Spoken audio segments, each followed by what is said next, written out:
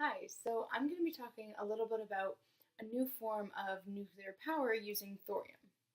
So, at the turn of the 20th century, a new type of power is being generated that we know as nuclear power. Scientists discovered a way to harness the electrical energy from splitting a uranium atom. Currently, nuclear power is produced using a light water reactor, which uses the heat from splitting a uranium atom to heat the water, keeps it at a high pressure to keep it in liquid form, then evaporates it into steam to turn a turbine. Nuclear power is reliable, doesn't produce greenhouse gases, and comes at a competitive cost.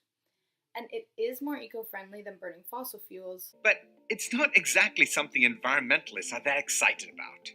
If we fast forward to 1950, a small group in Tennessee developed the first molten salt reactor. Their invention ran for 5 years, and it showed great promise for the nuclear energy industry. However, the government decided to stick with conventional uranium-based methods because they produced plutonium, which helped with the nuclear arms race at the time. Not that we don't have enough weapons to murderize everyone already. The technology of the molten salt reactor has recently been revisited, but instead of using uranium, they're now using thorium. Thorium is a slightly radioactive element located close to uranium on the periodic table. Plus, It's pretty much as common as dirt. thorium could honestly be the future of sustainable energy. Using the technology from the molten salt reactor, the liquid fluoride thorium reactor was born, or the lifter. It works by pumping liquid fluoride through the critical core of the reactor and the external heat exchanger of the reactor. Thorium is then dissolved into the salt, and the thorium absorbs neutrons to become uranium. The uranium fissions, and the heat is transferred to a secondary non-reactive salt, where the heat is transferred again to turn a turbine. Some lifters even use inert gas to turn the turbine. It turns out that the benefits of this technology are actually quite substantial. The lifter is more efficient and safer than the conventional methods we're using now.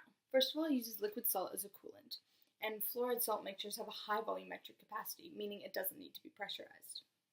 This eliminates the possibility for a hydrogen explosion. Also, it's possible to make them self-regulating and meltdown proof.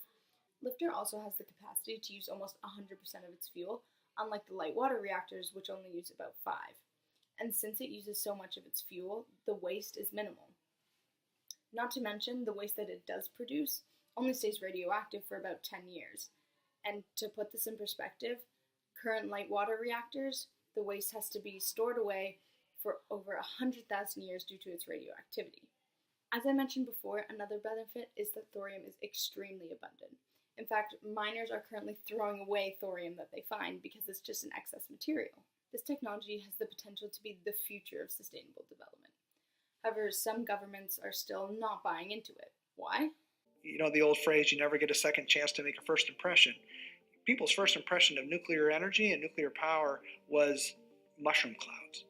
It's hard to convince people that this time it is actually safe. Some governments are also unsure if the investment is really worth it.